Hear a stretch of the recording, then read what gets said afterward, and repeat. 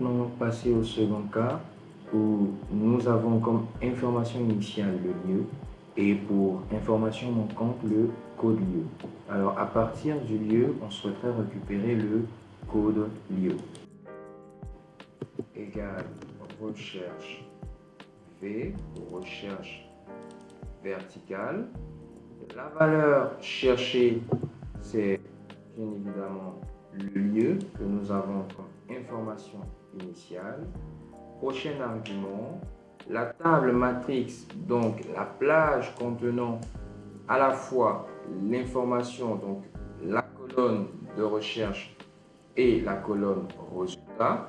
Et donc, dans ce deuxième cas, ce sera ces deux colonnes-ci que nous allons également fixer à cause de l'incrémentation. Prochain argument, noIndexCall, qui est le numéro de la colonne où se trouve notre valeur de résultat, donc l'information dont on a besoin. Dans ce deuxième cas, nous avions comme information initiale le lieu et nous voulions récupérer le code lieu comme résultat. Donc le code lieu ici est l'information dont nous avons besoin. Et comme on peut le voir, le code lieu c'est dans la première colonne. Alors nous allons marquer comme argument noIndexCall 1. Prochain argument, donc la valeur proche, nous allons encore récupérer la correspondance exacte, donc faux. Nous fermons la parenthèse et nous faisons entrer. Et là, comme on peut le voir, nous avons eu une erreur de type ENAL. Pour le bon fonctionnement de la formule recherche V, il faut idéalement que la colonne de recherche soit positionnée à gauche et que la colonne résultat soit positionnée à droite. C'est-à-dire que dans la table matrix, il faudrait idéalement que la colonne de recherche soit à l'extrémité gauche et que la colonne résultat soit à droite de celle-ci et donc à droite de notre table matrix. Autrement, la formule nous renvoie une erreur. Et c'est un peu ce qui constitue la limite de la fonction recherche V. Mais vous allez voir qu'avec la fonction recherche X, ce problème est réglé. Nous allons utiliser maintenant la fonction recherche X. Et donc, comme premier argument, bien évidemment, la valeur cherchée qui est l'information initiale que nous avons déjà, qui est dans notre cas Cocody.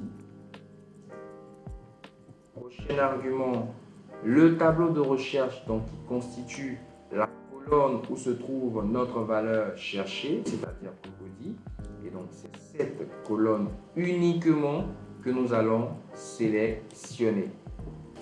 On va prendre aussi le soin de fixer cette colonne. Prochain argument, tableau renvoyé qui ici est le tableau où se trouve la valeur qui contient l'information manquante que l'on souhaite récupérer. Et donc c'est uniquement cette colonne, donc le lieu, que nous allons sélectionner.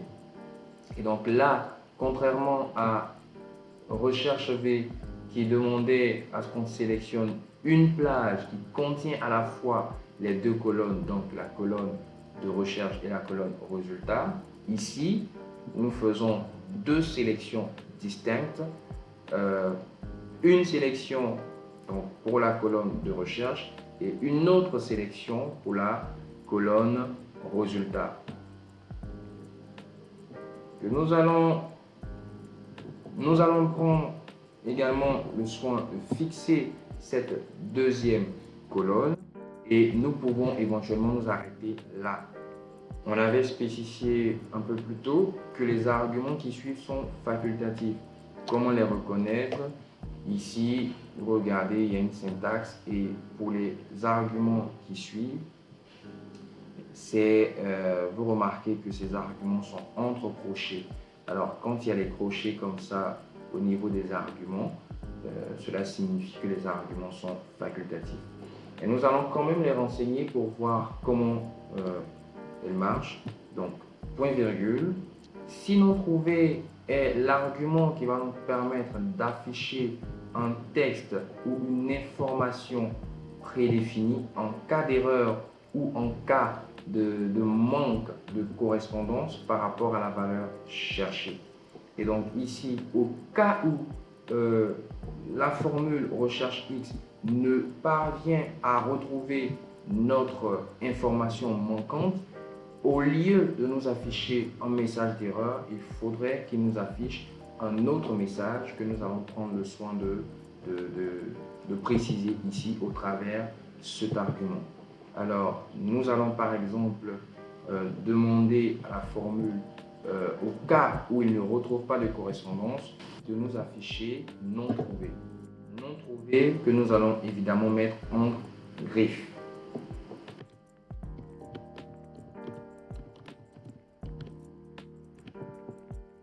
Voilà. Prochain argument, le mode de correspondance. Donc, nous allons récupérer ici la correspondance exacte.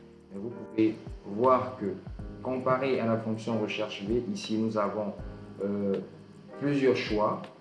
Donc, nous allons récupérer la correspondance exacte qui ici est représentée 0. Et prochain argument, donc le dernier, le mode de recherche, donc recherche de la première ligne à la dernière ligne ou de la dernière ligne à la première ligne. Et donc là, on va faire le premier choix, donc du premier au dernier, donc de la première ligne à la dernière ligne. On ferme la parenthèse et on fait entrer. Et comme on peut le voir ici, là où la fonction recherche V nous affichait une erreur, ici la fonction recherche X nous trouve la correspondance qui est C. Et donc pour Cocody, nous avons comme code-lieu C. Et après incrémentation, on peut également voir le code-lieu de Marcori et le code-lieu de Yo-Poupon.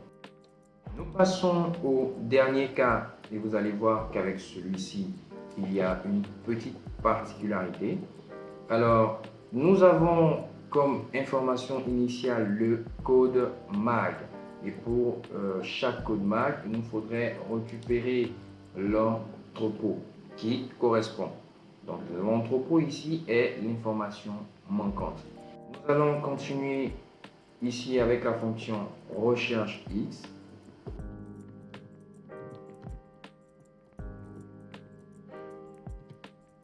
Alors, nous allons partir de la fonction de recherche qui est ici le code MAG pour ensuite ressortir l'entrepôt correspondant. Sauf que dans ce cas, comme je l'avais signifié plus tôt, il y a une petite particularité, c'est que le code MAG de notre base est différent du code MAG qu'on a dans le tableau qu'on veut disons compléter avec l'information manquante qui est l'entrepôt. Donc vous remarquez que ce ne sont pas les mêmes. On a ici code MAG donc 001 et ici on a comme code MAG 001 2 points. Donc le fait qu'il y ait 2 points ici change complètement les choses parce que ce ne sont plus les mêmes données. Comment allons-nous procéder pour cette fois? Nous allons combiner deux formules. Donc une formule qui va nous permettre ici de récupérer l'information qui nous intéresse dans cette cellule et le résultat de cette formule-là va constituer notre valeur cherchée. Et on pourra continuer avec le reste de nos arguments. La valeur cherchée ici, ce sera de récupérer seulement 001. Nous allons utiliser une formule qui va nous permettre de récupérer les caractères qui nous intéressent ici. Donc ces caractères qui vont nous permettre de faire la correspondance avec le code MAG qu'il y a là. Ce qui dérange, c'est le 2 points. Donc le 2 points qui s'ajoute, c'est ce qui dérange un peu. Alors nous allons utiliser une formule qui va nous permettre de récupérer uniquement 001. Et vu que les 001 sont à gauche, nous allons ici utiliser la fonction gauche.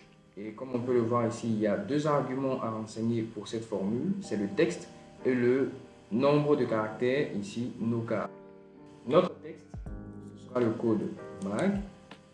Donc le code MAG ici en O5.